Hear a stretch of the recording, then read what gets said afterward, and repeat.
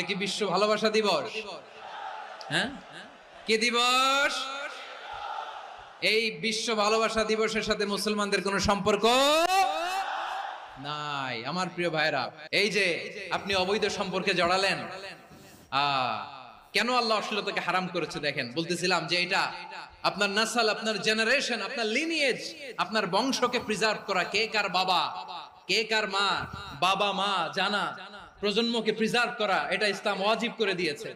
এই যে অবৈধ সম্পর্কের কারণে, বিশ্ব বেহায়া দিবসের কারণে, এগুলোর আউটকাম আউটপুট হিসেবে মাঝে মাঝে ঢাকা মেডিকেলের ডাস্টবিনে নবজাতকের বাচ্চার কান্নার আওয়াজ শুনতে পাওয়া যায়।